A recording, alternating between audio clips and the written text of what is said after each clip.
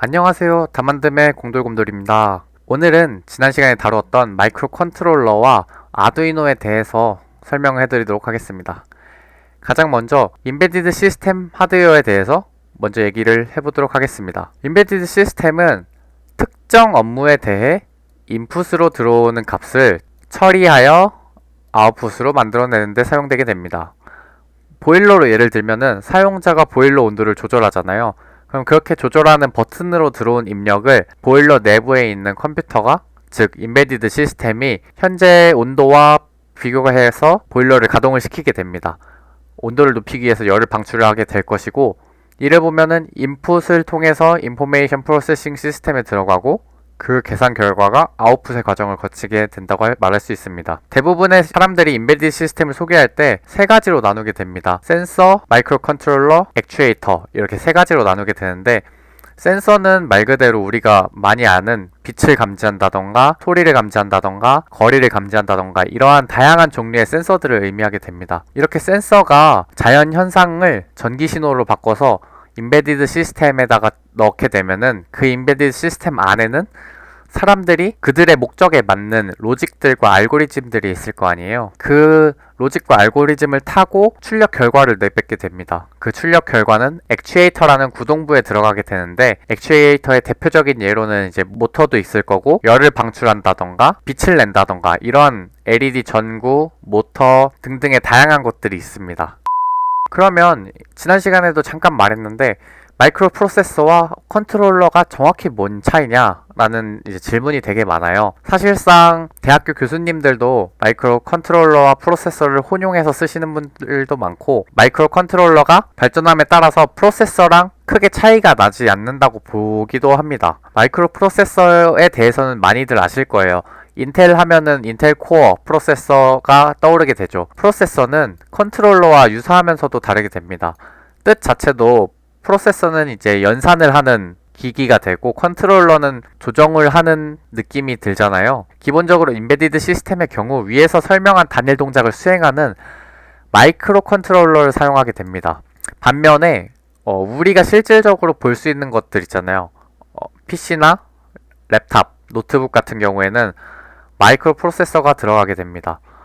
인베디드 시스템은 내가 호기심이 진짜 많아가지고 가전제품을 뜯어본다거나 그러지 않는 한 일상생활에서 접하기는 힘들게 됩니다. 컴퓨터에 들어가는 CPU, 즉 마이크로 프로세서는 데이터 관리와 효율적인 프로세싱이 주 목적이라고 할 수 있습니다. 기본적인 제너럴 퍼포스 마이크로 프로세서 시스템은 메인 CPU의 데이터 버스가 주변 장치, 램, 롬, IO 포트, 시리얼 포트와 연결이 되어 있습니다.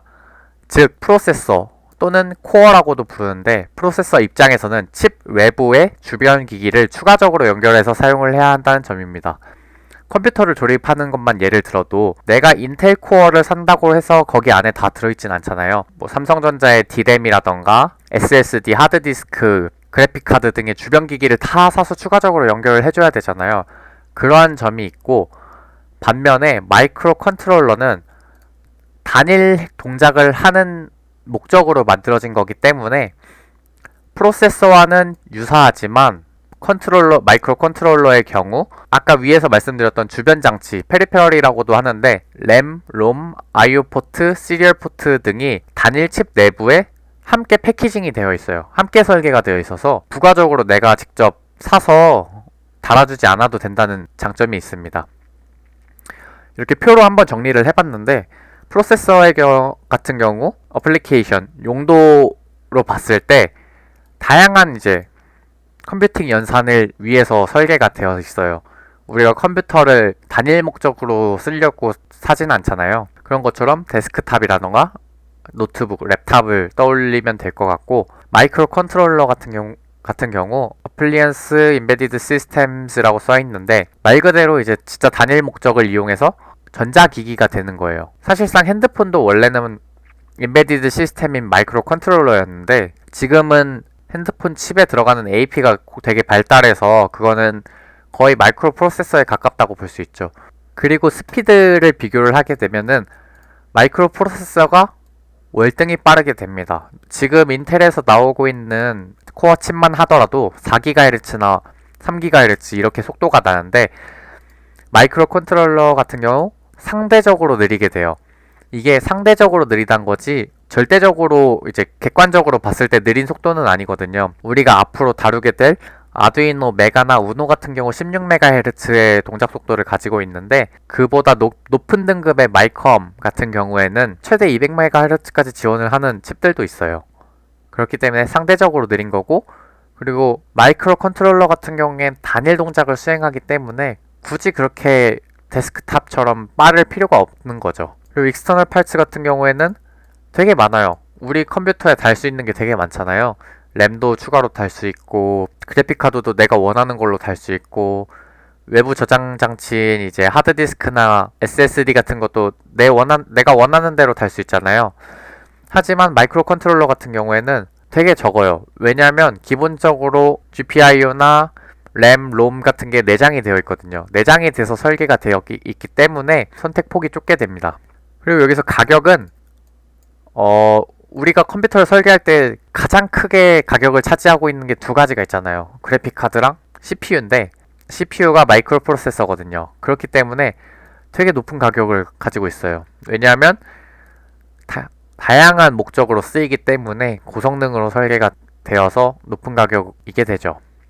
반면에 마이크로 컨트롤러 같은 경우는 매우 싸요. 완벽하게 지금 회로적으로 설계가 되어서 팔고 있는 아두이노 같은 경우에도 정품을 사게 되면은 5만원에서 6만원 정도 가격을 줘야 하지만, 뒤에서 설명드릴 건데 아두이노는 그 회로 설계 자체가 오픈 플랫폼이 오픈소스거든요. 그래서 오픈소스를 가져다가 조립을 해서 파는 OEM 제품을 사게 되면은 우노 같은 경우에는 10,000원 이하로 구매를 하실 수 있습니다. 전력 사용량 같은 경우에는 요즘 CPU가 아무리 저전력 설계로 한다고 하지만 전력 사용량은 중에서 상 정도 된다고 볼 수 있습니다. 하지만 마이크로 컨트롤러 같은 경우에 리모컨 하나를 설계하는데 리모컨 자체가 전력을 많이 먹으면 계속 배터리를 갈아줘야 되고 불편함이 많잖아요. 그렇기 때문에 설계 자체를 최대한 저전력으로 설계를 하게 됩니다. 마지막으로 벤더 같은 경우에는 제조사를 의미하게 되는데, 대표적으로 인텔, 암드, 암 코어를 만드는 세 회사가 있어요.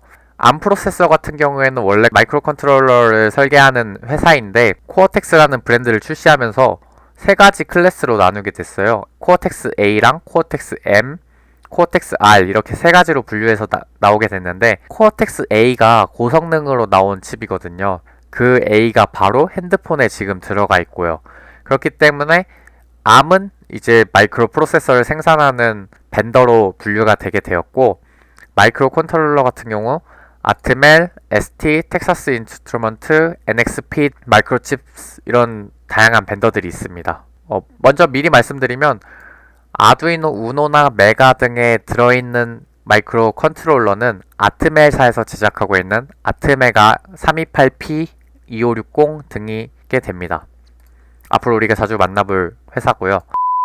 이제 마이크로 컨트롤러의 페리페럴, 주변 기기, 주변 장치들을 소개를 드리면, 아까 GPIO라고 그랬잖아요. General Purpose Input and Output인데 GPIO를 우리가 제일 많이 볼 거예요. 왜냐면 앞에서 말씀드렸던 것처럼 인베디드 시스템은 크게 센서, 마이크로 컨트롤러, 액추에이터로 구성이 되어 있는데, 센서에서 디지털 신호를 받아오려면 인풋이 필요할 거고, 마이크로 컨트롤러에서 결과값이 액추에이터로 나가려면 아웃풋이 필요하겠죠. 그렇기 때문에 디지털 데이터를 마이크로 컨트롤러에 입력 또는 출력이 가능하게 하는 것입니다. 그리고 타이머도 매우 중요하게 되는데, 시간에 관련된 업무를 마이크로 컨트롤러가 수행할 수 있게 한다라고 하는데, 이게 단지 시간에 국한되지 않아요. 뒤에 가면은 PWM이라는 Pulse Width Modulation이라는 거를 배우게 될 건데, 그것도 내가 주기적으로 스위칭을 해주거든요.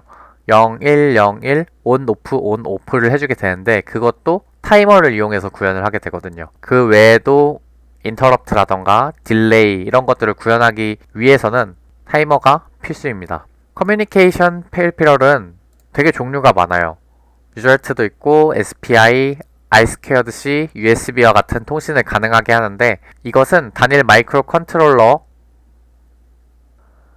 주변 기기, 우리는 주로 PC나 또 다른 마이크로 컨트롤러와 통신을 많이 하게 되겠죠. 이러한 것들을 가능하게 하기 위한 페리페럴이게 됩니다. 그리고 ADC 같은 경우 아날로그 투 디지털 컨버터라고, 자연에 있는 모든 신호는 아날로그거든요. 0과 1이 아니에요. 그렇기 때문에 그 자연적인 신호를 디지털로 바꾸려면은 ADC가 필요하게 됩니다. 그렇기 때문에 아날로그에서 디지털로 바꿔주는 컨버터다 해서 ADC게 되고, 말 그대로 아날로그 값을 처리하여 디지털 값으로 바꿔주게 됩니다. 사실상 ADC와 이 5가지 페리페럴 중에 가장 가격이 비싸고 코스트, 인베디드 설계를 하는 데 있어서 가장 큰 부분을 차지하게 됩니다. DAC 같은 경우에는 디지털 투 아날로그 컨버터라 그래서 반대로 디지털 값의 출력을 아날로그 신호 값으로 바꿔서 출력을 해주는 겁니다. ADC는 아날로그 신호를 디지털로 바꿔서 입력을 받는 거고, DAC 같은 경우에는 디지털 값을 출력을 아날로그 신호 값으로 바꿔서 출력을 해주게 되는 거죠. 이에 대표적인 예로 PWM 신호가 있게 됩니다. 왜 마이크로 컨트롤러를 사용하느냐? 마이크로 프로세서를 굳이 사용하지 않고, 그 이유는 일단 가격이 낮기 때문에 그렇고, 설계 자체도 범용 프로세서, 그러니까 범용 컴퓨팅을 위한 설계가 아니기 때문에 전력 소모가 매우 작아요. 그리고 프로그래머블, 내가 사용자가 프로그래밍을 할 수 있고, 한번 설계한다 그래서 그걸로 끝나지 않고 내가 수정사항이 발생하게 되면은 리프로그래밍 가능하게 됩니다. 또한 수많은 입출력 장치를 연결할 수 있고 쉽게 다른 회로들을 연결하여 적용할 수 있습니다. 어플리케이션의 경우 전력 소모 크기가 매우 중요하기 때문에 마이크로 컨트롤러가 적합하게 됩니다. 선풍기를 만들자고 인텔 코어를 가져와서 설계를 하기에는 너무 오버스펙에다가 전력 소모도 심하고, 그렇게 되면 선풍기 하나에 50만원, 100만원이 되게 되겠죠. 무엇보다도 단일 목적을 수행한다는 게 핵심 포인트입니다. 지금까지 마이크로 컨트롤러에 대해서 알아봤는데, 이제 마이크로 컨트롤러를 사용해서 설계한 아두이노에 대해서 알아보도록 하겠습니다. 아두이노는 되게 앞에서부터 많이 설명을 했고 많이 들어보셨을 거예요. 하지만 한 번 더 말씀을 드리면, 아두이노는 오픈소스를 기반으로 한 단일 보드, 마이크로 컨트롤러로 완성된 보드와 관련 개발 도구 및 환경을 말합니다. 2005년에 이탈리아에서 하드웨어에 익숙하지 않은 학생들이 자신들의 디자인 작품을 손쉽게 제어하려고 고안된 게 아두이노고, 처음에는 AVR을 기반으로 만들어졌습니다. 여기서 AVR은 아까 앞에서 말씀드렸던 벤더 중에 하나인 아트멜 AVR 계열의 보드가 먼저 만들어졌고, 현재도 가장 많이 판매가 되고 있습니다. 우리가 앞으로 쓰게 될 아두이노 우노나 메가 또한 아트멜 AVR 계열이고, 아트메가 2560, 아트메가 328P, 아트메가 128 등이 해당되게 됩니다. 현재는 암 코어에서 개발하고 있는 암 계열인 코어텍스 M0, 아두이노 M0 프로라고도 하고 코어텍스 M3, 아두이노 듀엘을 이용한 제품도 존재하게 됩니다. 가장 큰 차이는 마이크로 컨트롤러의 비트수가 차이가 나게 돼요. 아트멜 AVR 계열은 거의 대부분이 8비트 마이크로 컨트롤러고, 암 계열은 거의 32비트 마이크로 컨트롤러입니다. 당연히 다루는 비트수가 높아질수록 어려워지기도 하고 좀 더 고성능으로 설계를 할 수가 있습니다. 이 아두이노를 설계하는 하드웨어 레퍼런스 같은 경우에 CAD 파일을 다운받아서 이용이 가능합니다. 전세계 누구나 무료로 이용을 할 수 있기 때문에 이 CAD 파일을 다운을 받아서 직접 회로를 설계할 수 있습니다. 또한 가장 중요한 건데, 이를 설계할 수 있는 소프트웨어 또한 무료로 이용이 가능하게 됩니다. 이를 다운받으려면 구글에 아두이노 IDE라고 검색만 하면 가장 먼저 상단에 나오게 돼요. 여기서